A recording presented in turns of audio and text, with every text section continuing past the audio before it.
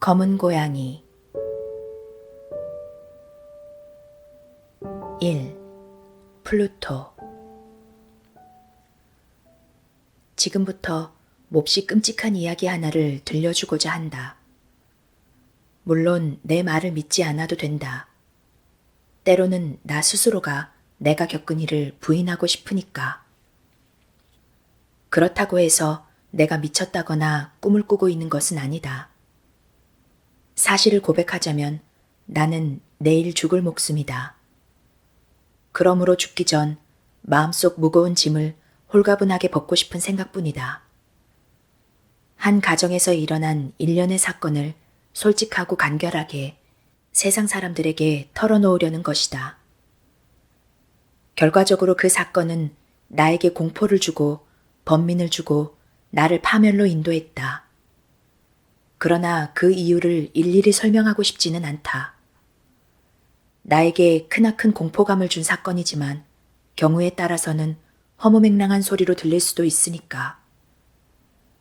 어렸을 때부터 나는 남의 눈에 띌 정도로 온순하고 인정이 많았다. 그것이 지나쳐 다른 아이들의 비웃음을 받을 지경이었다. 특히 동물을 좋아해서 부모님은 여러 가지 애완동물을 자주 사다 주었다. 나는 동물을 데리고 놀며 대부분의 시간을 보냈다. 동물들에게 먹이를 주거나 쓰다듬는 일은 더없이 유익한 시간이었다. 어른이 되어서도 애완동물을 기르는 일은 내 생의 중요한 부분을 차지했다. 말 잘 듣는 개를 길러본 사람이라면 애완동물로 하여금 얻을 수 있는 만족감이 어떤 것인가, 그 기쁨이 얼마나 큰 것인가를 알 수 있을 것이다. 동물의 애정에는 인간처럼 어떤 사소한 계산도 있을 수 없다. 오로지 자기 희생뿐이다. 나는 일찍 결혼했다. 다행히 아내는 나와 성격이 비슷한 여자였다. 아내는 기회 있을 때마다 귀여운 애완동물을 사들였다. 그리하여 우리는 갖가지 동물을 사육하게 되었다. 여러 가지 새는 물론이고 금붕어, 개, 토끼, 작은 원숭이, 고양이까지 기르게 되었다. 특히 고양이는 몸집이 크고 아름다웠으며 전신이 새까맣고 놀랄 만큼 영리했다.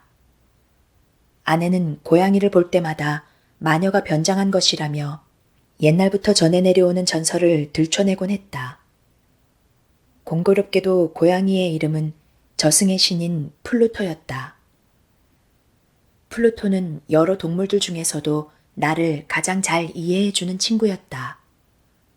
먹이도 매번 내가 직접 주었으며 화답이라도 하듯 고양이는 집안 어디를 가도 나를 졸졸 따라다녔다. 나와 고양이와의 우정은 이후로도 몇 년이나 계속되었다. 그 사이 나는 서서히 나쁜 습관이 생겼다. 고백하기 부끄러운 일이지만 세월이 흐를수록 음주벽이 날로 악화되었다. 우울증까지 겹쳐 날이 갈수록 침울해지기 일쑤였고 신경이 예민해져 사소한 것에도 발끈 성을 내곤 했다. 걸핏하면 아내에게 욕설을 퍼붓고 심지어는 폭력까지 휘둘렀다. 나의 난폭한 성질은 급기야 집안에서 기르는 애완동물들에게도 영향을 미쳤다. 나는 토끼나 원숭이, 개들이 어쩌다가 내게 다가오면 사정없이 그것들을 괴롭혔다. 급기야는 늙어 빠져 토라지기 잘하는 플루토까지 학대하게 되었다. 그러던 어느 날이었다. 나는 단골 술집에서 잔뜩 술을 퍼마시고 비틀거리며 집으로 돌아왔다. 문을 열자 고양이가 평소답지 않게 슬금슬금 나를 피해 달아났다. 기분이 나빠진 나는 고양이를 힘껏 붙잡았다. 갑작스러운 행동에 놀란 플루토는 이빨로 내 손을 가볍게 핥히었다. 피를 보자 나는 이성을 잃고 말았다. 나의 순수한 영혼은 단숨에 내 몸을 빠져나가 버리고 술에 절어 일그러진 사악한 증오가 온몸을 전율로 떨게 했다. 나는 조끼 주머니에서 조그만 칼을 꺼냈다.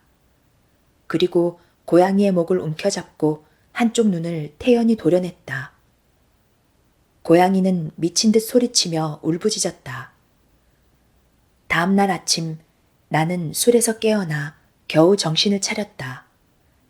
그리고 내가 저지른 죄악에 대해 공포와 회한이 뒤섞인 실로 이상한 기분을 맛보았다. 그러나 후회는 잠깐뿐이었다. 나는 이내 다시 술독에 빠져버렸다. 그 사이 고양이는 조금씩 상처를 회복했다. 도려낸 눈은 보기에도 끔찍했다. 고양이는 전과 마찬가지로 집안을 이리저리 돌아다녔다. 그러다가도 내가 가까이 다가가면 공포에 질려 재빨리 달아났다. 고양이의 달라진 태도는 나를 슬프게 했다. 고양이에 대한 나의 감정은 곧 분노로 바뀌었다. 그리고 그 분노는 추악한 증오심으로 이어져 마침내 구원받을 수 없는 파멸의 구렁텅이로 나를 몰아넣고야 말았다. 내 마음속에 깊숙이 자리하고 있던 본성이 활활 타오르며 나를 조종했다. 나는 그러한 충동이 존재한다는 것을 의심하지 않는다.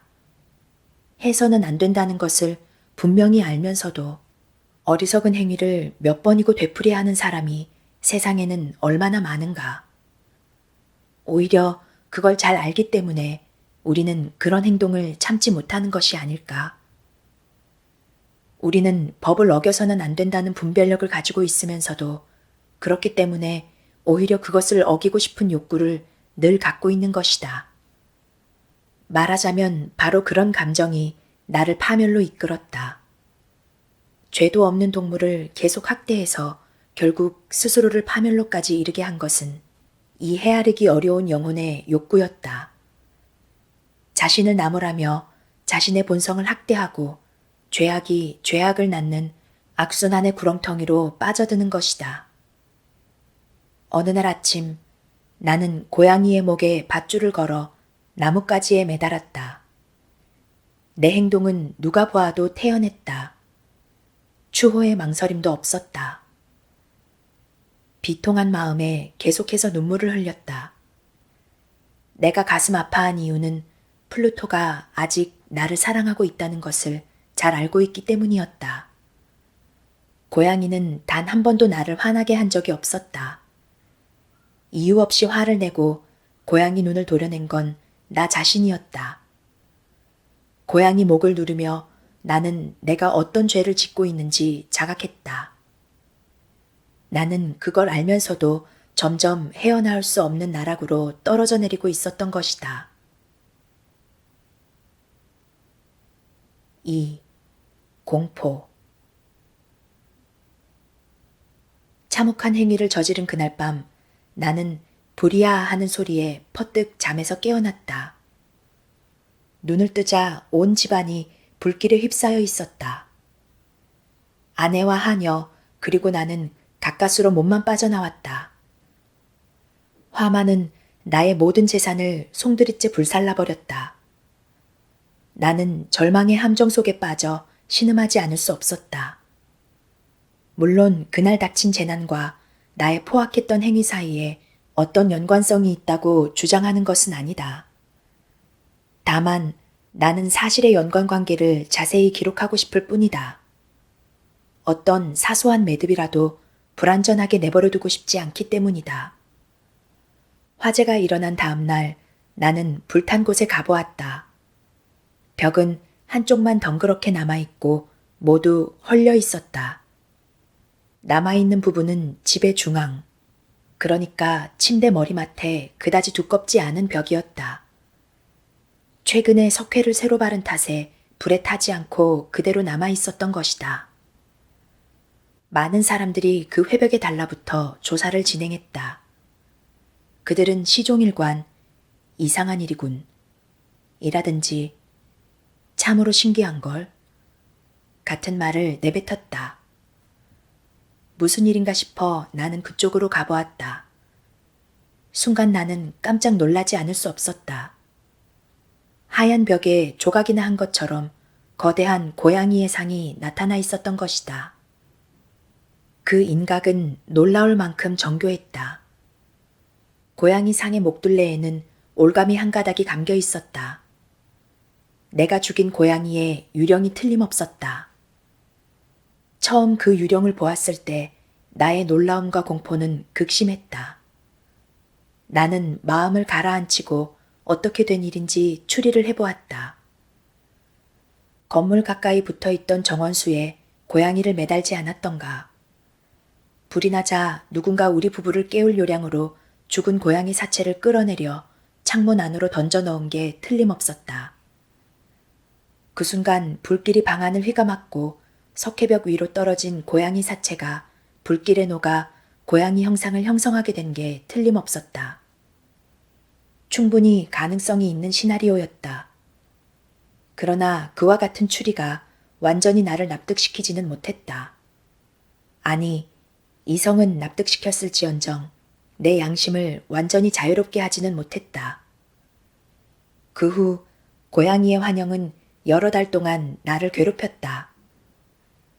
그런 날이 계속되자 마음속에 막연하게 남아 어떤 감정이 생기기 시작했다. 물론 양심의 가책 같은 것은 아니었다. 결국 나는 고양이를 죽인 일을 후회하게 되었다. 그날 이후 나는 늘상 찾아가는 술집이나 거리에서 내가 죽인 고양이와 비슷한 고양이가 없는지 살피기 시작했다. 그날도 나는 술에 잔뜩 취한 얼굴로 주점에 앉아 있었다.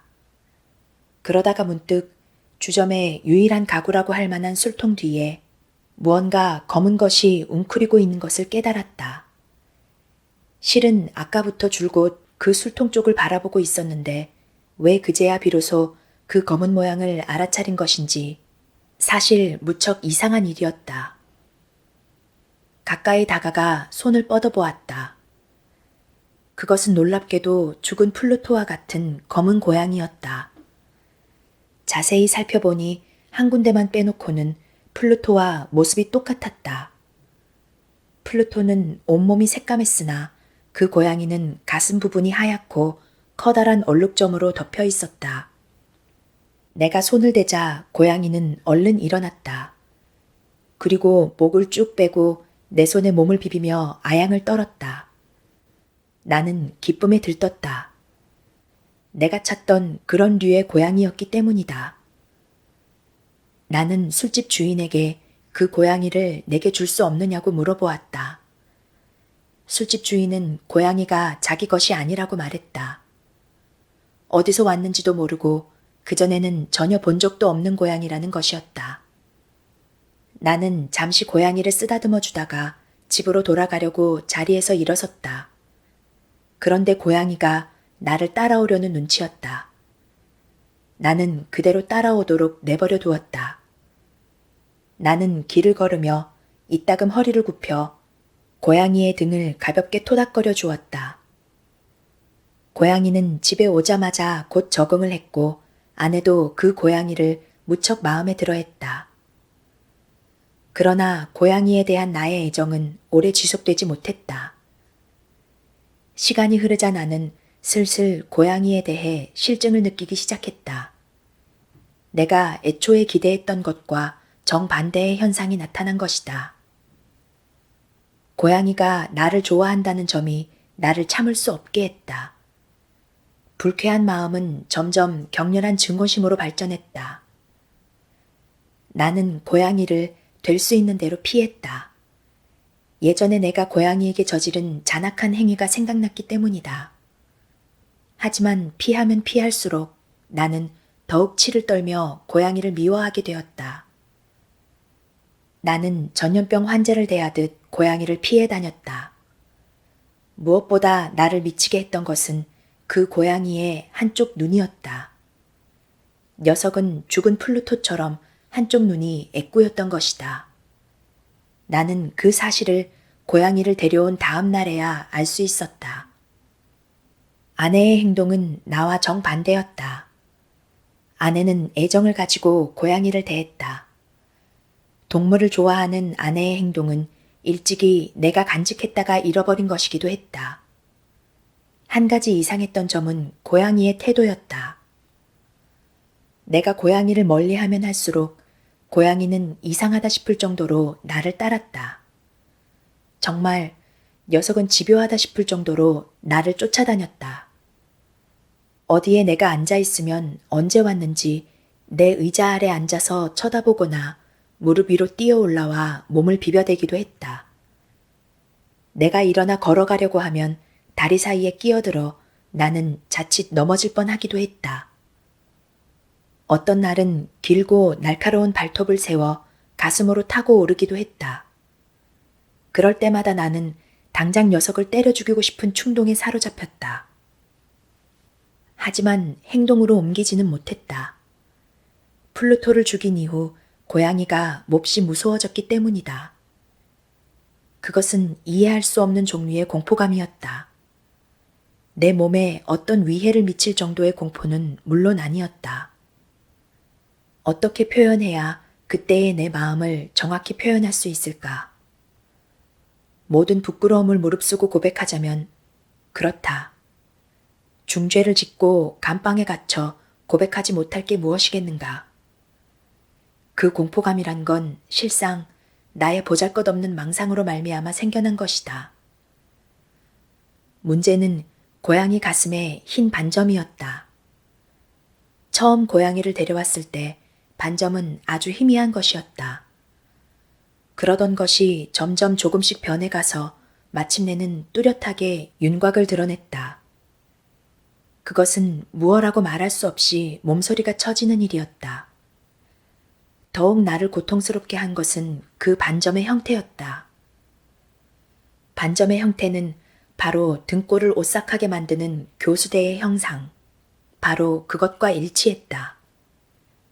나는 고양이 가슴의 반점을 볼 때마다 죄악과 죽음 같은 처절한 장면들을 생각하며 치를 떨곤 했다. 나는 점점 돌이킬 수 없는 파국을 향해 치달아갔다. 보잘것없는 한 마리 동물이 전지전능하신 하느님의 형상에 맞추어 만들어진 인간에게 이와 같이 견딜 수 없는 고통을 주다니.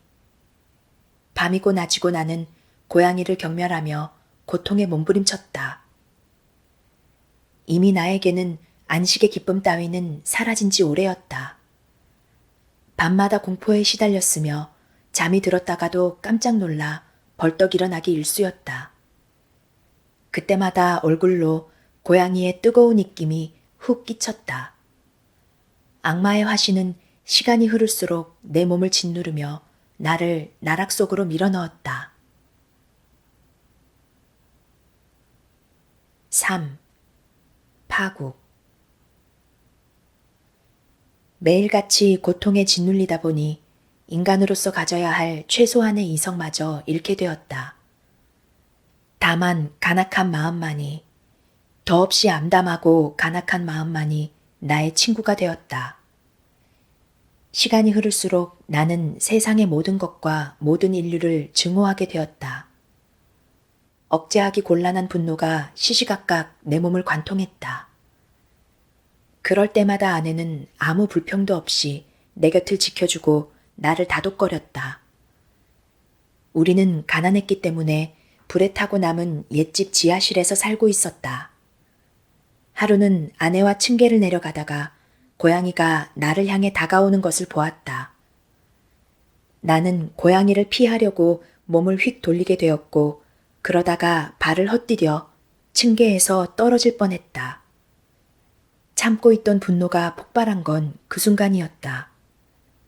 화가 머리끝까지 치민 나는 도끼를 들어 힘껏 고양이를 내리쳤다. 그러자 곁에 있던 아내가 온몸으로 내 행동을 제지했다.